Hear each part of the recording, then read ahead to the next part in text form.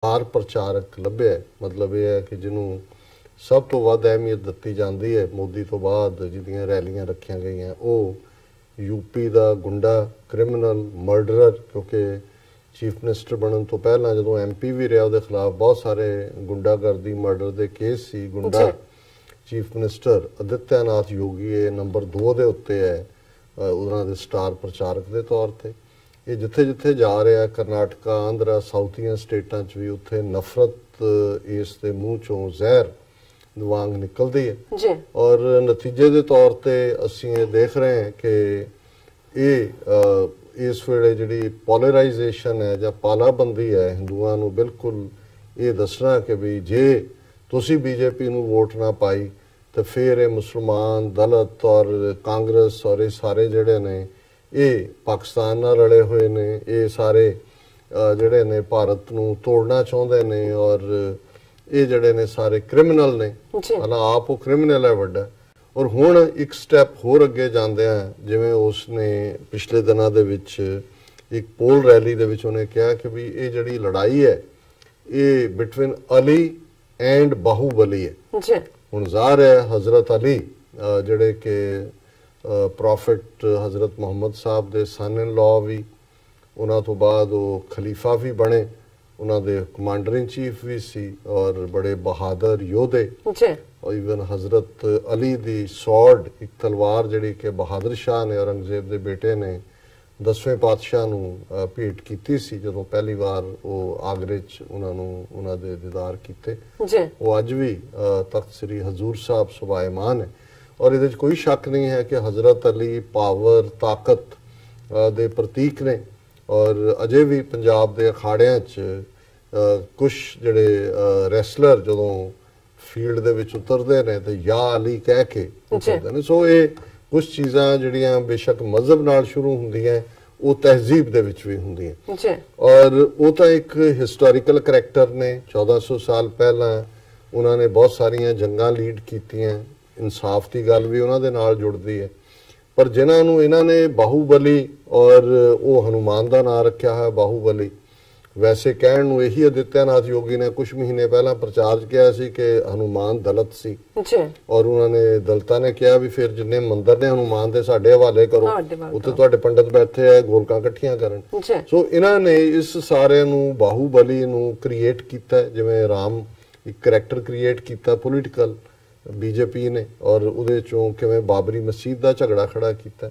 पर किस हद तक नफरत है कि ये Adityanath Yogi compared the upcoming elections to a contest between Ali and Bajrang Bali the Hindu god Hanuman. He also suggested that Bharatiya Janata Party will win the elections as it has faith in Bajrang Bali. हुण मैसेज की है, एक पासे तां ਜਿਹੜੇ मोस्ट रेवरड इस्लामिक फिगर ने हजरत अली उन्होंने बेइज्जत करना, बिल्कुल फिर ये कहना कि साडा हनुमान जितेगा, ये दसन दे लई कि भी जड़ा साडा हिंदू थॉट है और हिंदू ताकत है वो सुपीरियर है दूसरिਆਂ ਦੇ ਨਾਲੋਂ। भी 1000 साल तुसीं जुत्तियां खाधियां ने कदे उहदा ते उही याद कर लिया करो। पहला ये कहण तो कि भी उदों तुहाडा कित्थे सी बाहुबली। लेकिन इलैक्शन सिनेरियो च जदों पोल कोड लगा होया है, जदों कोई एक पासे कोई एक गल कहे, और यही आदित्यनाथ योगी है जिन्हें कुछ दिन पहला जड़ा वो भारतीय सेना नूं मोदी जी की सेना कहा सी कि जी मोदी जी की सेना घर में जो जाके उनको ललकारा और जो मारा पीटा उनको। सो मतलब इस सारे चों अगर फिर इहदे चों कह रहे कि भी अगर कांग्रेस समाजवादी पार्टी बहुजन समाज पार्टी को अली पर विश्वास है तो हमें बजरंग बली हनुमान पर विश्वास है।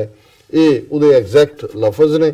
और उदे चुने क्या now the Hindus have no option but to vote for the BJP। उन्होंने हिंदुओं को कहा कि देखो ये सारे जड़े ने वो उधर रले हुए ने और हुण हिंदुओं का एको ही है कि वो BJP नूं वोट पाउण। फिर वो गल इत्थे नहीं रुकी कि उन्हें अली वर्सेस बजरंग बली बनाया। हुण जिहड़ी ऑल इंडिया मुस्लिम लीग है केरला दे विच उन्हां दा बेस है 2 जिले ने जिथे मुसलमानां दी साइजेबल पॉपूलेशन है, उत्थों उन्हां दे 2 MP भी बन जांदे ने। उन्हां दा कांग्रेस नाल भी अलायंस रहा 47 तो बाद कई सरकारां च। हुण भी जिहड़ा उन्हां ने राहुल गांधी नूं भी सपोर्ट कीता है। ਔਰ ਉਹਨਾਂ ਦਾ ਝੰਡਾ ਜਿਹੜਾ ਹੈ ਉਹ ਹਰਾ, ਉਸ ਦੇ ਵਿੱਚ ਚੰਦਰਮਾ ਤਾਰਾ ਵੀ ਹੈ, ਪਰ ਜਿਵੇਂ ਪਾਕਿਸਤਾਨੀ ਝੰਡੇ 'ਚ ਗ੍ਰੀਨ ਦੇ ਨਾਲ ਚਿੱਟਾ ਵੀ ਹੈ, ਔਰ ਉਹਨਾਂ ਦਾ ਚੰਦਰਮਾ ਤਾਰਾ ਜਿਸ ਡਾਇਰੈਕਸ਼ਨ 'ਚ ਹੈ ਉਹ ਮੁਸਲਿਮ ਲੀਗ ਦਾ ਉਧਰ ਆਪੋਜ਼ਿਟ ਹੈ। ਪਰ ਉਹਨੇ ਇੱਥੇ ਉਹਨਾਂ ਨੂੰ ਇਹ ਕਹਿੰਦਾ ਗ੍ਰੀਨ ਵਾਇਰਸ, ਹਰਾ ਰੰਗ, ਕਿਉਂਕਿ ਹਰਾ ਇਸਲਾਮ ਨਾਲ ਵੀ ਜੁੜਦਾ ਹੈ ਜੀ, ਔਰ ਉਹਨਾਂ ਦਾ ਆਲ ਇੰਡੀਆ ਮੁਸਲਿਮ ਲੀਗ ਦਾ ਵੀ ਰੰਗ ਹੈ। ਉਹ ਕਹਿੰਦਾ the chief minister also labelled the Indian Union Muslim League green virus and called for its elimination. ਔਰ ਉਹਨੇ ਕਿਹਾ ਜੀ these people want to ruin the country with the collaboration of the green virus of Muslim League. Time has come to eliminate that virus forever. ਹੁਣ ਜੇ ਇਮਰਾਨ ਖਾਨ ਸਾਹਿਬ ਇਹ ਵਿਸ਼ ਕਰਦੇ ਨੇ ਕਿ 2019 ਚ ਮੋਦੀ ਦੇ ਨਾਲ ਅਸੀਂ ਕਸ਼ਮੀਰ ਸੈਟਲ ਕਰ ਸਕਦੇ ਹਾਂ, ਜਿਹੜਾ ਮੈਨੂੰ ਲੱਗਦਾ ਹੈ ਕਿ ਵੀ ਕਾਫੀ ਬਚਕਾਨਾ ਥਾਟ ਹੈ ਜੀ, ਤੇ ਉਹ ਤਾਂ ਤੁਹਾਡੀ ਗ੍ਰੀਨ ਵਾਇਰਸ ਬਣਾ ਕੇ 200 ਮਿਲੀਅਨ ਮੁਸਲਮਾਨਾਂ ਨੂੰ ਐਲੀਮੀਨੇਟ ਕਰਨਾ ਚਾਹੁੰਦੇ ਨੇ। ਬਿਲਕੁਲ ਉਹਨਾਂ ਦੇ ਜ਼ਿਹਨ ਦੇ ਵਿੱਚ ਤਾਂ ਬਜਰੰਗ ਬਲੀ ਔਰ ਹਜ਼ਰਤ ਅਲੀ ਚ ਬਲੀ ਜਿਹੜਾ ਉਹਨੂੰ ਬਜਰੰਗ ਬਲੀ ਨੂੰ ਜਿਤਾਣਾ ਜੀ। ਸੋ ਤੁਸੀਂ ਇਵੇਂ ਨਹੀਂ ਕਰ ਸਕਦੇ ਕਿ ਵੀ ਉਹ ਜਿਵੇਂ ਪੰਜਾਬੀ ਦੀ ਕਹਾਵਤ ਹੈ ਕਿ ਉਹ ਕਹੇ ਨੱਥ ਕਢਾਉਣ ਨੂੰ ਤੇ ਉਹ ਫਿਰੇ ਨੱਕ ਵਢਾਉਣ ਨੂੰ, ਕਿ ਵੀ ਇਸ ਕਿਸਮ ਦੇ ਨਾਲ ਕੋਈ ਉੱਥੇ ਕਸ਼ਮੀਰ ਦਾ ਰੌਲਾ ਨਹੀਂ ਹੈ। ਉਹਨਾਂ ਦੀ ਜ਼ਹਿਨੀਅਤ ਦੇ ਵਿੱਚ ਉਹ ਫਿਰਕਾ ਪ੍ਰਸਤੀ ਹੈ ਕਿ ਉਹ ਇਸਲਾਮ ਨੂੰ ਔਰ ਪਾਕਿਸਤਾਨ ਨੂੰ ਟੋਲਰੇਟ ਹੀ ਨਹੀਂ ਕਰਦੇ। ਜੀ ਬਿਲਕੁਲ ਡਾਕਟਰ ਸਾਹਿਬ, ਤੁਹਾਡਾ ਬਹੁਤ ਬਹੁਤ ਸ਼ੁਕਰੀਆ। ਤੁਸੀਂ ਆ ਵਾਲਾ ਸਾਡੇ ਦਰਸ਼ਕਾਂ ਨਾਲ ਸਾਂਝਾ ਕੀਤਾ। ਹੁਣ ਆਪਾਂ ਆਪਣੇ ਦਰਸ਼ਕਾਂ ਦੇ ਜੋ ਕਮੈਂਟਸ ਆਏ ਨੇ ਉਹ ਲੈਂਦੇ ਆ ਫੇਸਬੁੱਕ ਤੇ। ਸਾਡੇ ਕੋਲ ਕਾਫੀ ਸਾਰੇ ਕਮੈਂਟਸ ਨੇ, ਅਸੀਂ ਸਭ ਦਾ ਬਹੁਤ ਬਹੁਤ ਸ਼ੁਕਰੀਆ ਅਦਾ ਕਰਦੇ ਹਾਂ। ਔਰ ਪਹਿਲਾਂ ਸਾਂਝੀ ਫਤਿਹ ਬੁਲਾਉਂਦੇ ਹਾਂ। ਵਾਹਿਗੁਰੂ ਜੀ ਕਾ ਖਾਲਸਾ, ਵਾਹਿਗੁਰੂ ਜੀ ਕੀ ਫਤਿਹ। ਅਸਲਾਮ ਵਾਲੇਕਮ। ਭੁਪਿੰਦਰ ਸਿੰਘ ਜੀ ਸਾਨੂੰ ਲਿਖਦੇ ਨੇ, ਡਾਕਟਰ ਸਾਹਿਬ ਇਕੱਲੇ ਕਸ਼ਮੀਰ ਦੀ ਗੱਲ ਕਰਕੇ ਖਾਲਿਸਤਾਨ ਤੇ ਮਨੀਪੁਰ ਤੇ ਹੋਰ ਛੋਟੇ ਗਰੁੱਪਾਂ ਨੂੰ ਨਜ਼ਰ ਅੰਦਾਜ਼ ਕਰਨਾ ਵੀ ਕੋਈ ਪਾਕਿਸਤਾਨ ਦੀ ਈਮਾਨਦਾਰੀ नहीं है।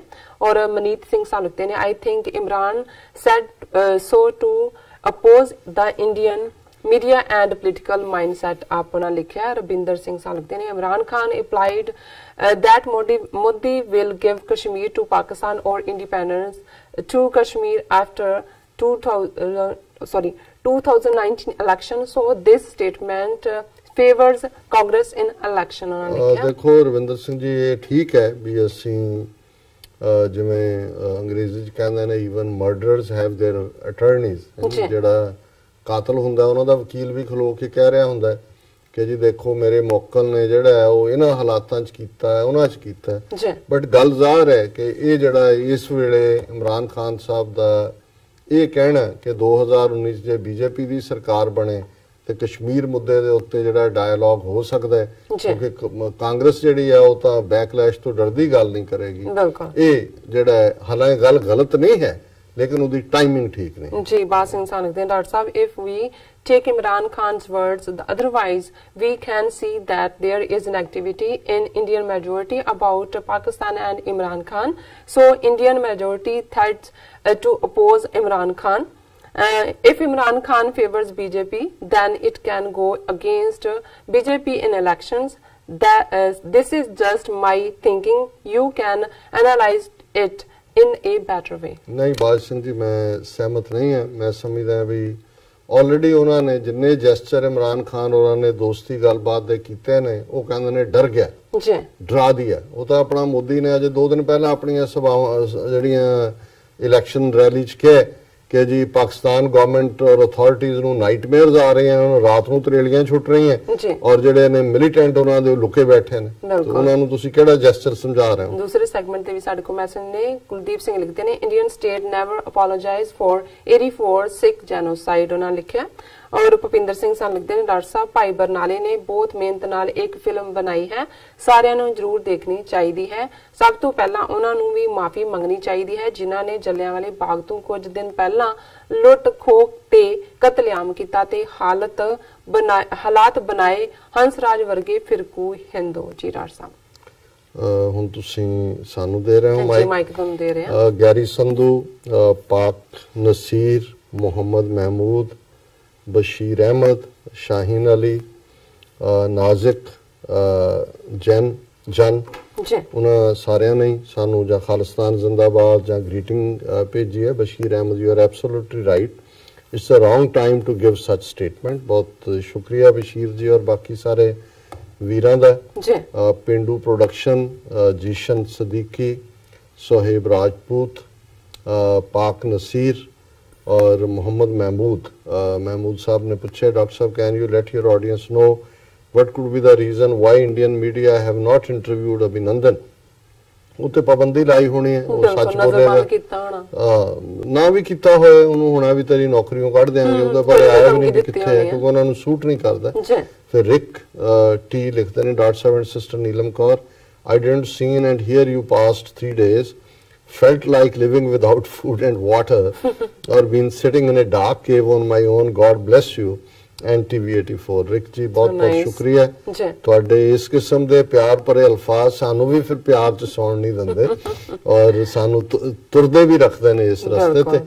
ਔਰ ਵੀਰ ਸੁਰਿੰਦਰ ਸਿੰਘ, ਵਾਹਿਗੁਰੂ ਜੀ ਕਾ ਖਾਲਸਾ ਵਾਹਿਗੁਰੂ ਜੀ ਕੀ ਫਤਿਹ, ਬਹੁਤ ਵਧੀਆ ਵਿਚਾਰ ਹਨ, ਵਾਹਿਗੁਰੂ ਜੀ ਕਿਰਪਾ ਕਰਨ ਜੀ, ਬਹੁਤ ਸ਼ੁਕਰੀਆ ਭਾਈ ਸਾਹਿਬ।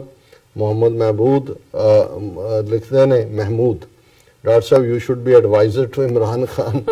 देखो इमरान खान साहब दे बहुत एडवाइजर ने, आप भी बहुत सियाने ने पर मैं समझदा कुछ ज्यादा सियाना उन्हां दे नेड़े आ गया जिन्हें ये काम करवाया। हाँ, ये ज्यादा सियाणप वाला विचार भर दिता है। टाइमिंग ठीक नहीं, गल गलत नहीं है, जिवें मैं अगेन कहा कि कदे भी कांग्रेस हुकूमत या दूसरी कदे भी जिहड़ी आ लाइन क्रॉस नहीं करेगी जदों भी कोई होया, पर उन्होंने तुहाडे नाल क्यों कश्मीर ते गल करनी?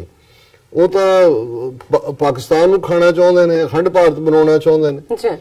हुण ये ना करिए कि भी असीं उन्हां नूं अंडर एस्टीमेट करिए, उन्हां दी बनेगा नहीं होएगा ये बाद दी गल है, पर उन्हां दी तुसीं नीयत देखो कि उन्हां दी नीयत की है। और तुसीं जिहड़ा बिल्कुल भोले सिखां वांग ना बनो जिवें साडी लीडरशिप 47 च बन गई सी। तुहानूं तुसीं तां सियाणे हो, घट्टो घट्ट तुहानूं कायदे आज़म ने 47 च अपनी सियाणप दे नाल कढिया इन्हां दे जूले चों, फिर तुसीं इन्हां ते इतबार करन वाल तुरे होए। बिल्कुल। उमर आफ्ताब लिखते हैं, डॉक्टर साहब और नीलम बाजी सलामत रहें आप, खुदा आपको अपनी कोशिश में कामयाब फरमाए, आमीन। और पाकिस्तान जिंदाबाद, बहुत बहुत शुक्रिया आफ्ताब जी। पाकिस्तान बादशाह उन्होंने इंडियन पंजाब जाण दी गल कीती है और उन्होंने कहा भी वो सियालकोट तो ने, असीं पाकिस्तान बादशाह जी तुहानूं अपनी बादशाही वेले लैके जावांगे खालिस्तान बनण वेले, बाकी तां साडे हत्थ वस नहीं है। बाकी यूनाइटेड पंजाब वाले ने अभिनंदन दा बना के टी इज फैंटास्टिक फैंटास्टिक कह रहे। और तायुब 333, अस्सलाम वालेकुम, how are you sir and sister, like your program, बहुत बहुत शुक्रिया तायुब जी। और अपना टीवी बिल्कुल सही बोल रहे हैं सरदार जी, तुसी बट इमरान खान साहब कदे किसी दा बुरा नहीं सोचणगे, हमेशा दे के जान गए कुछ। देखो इहदे च कोई शक नहीं है कि उन्हां दा ईमानदारी है और उस दे नाल ही वो पहुंच कर रहे ने, बट तुसी बेईमान दे सामने ईमानदारी दा किन्नी क वार रखोगे अपना परोस के।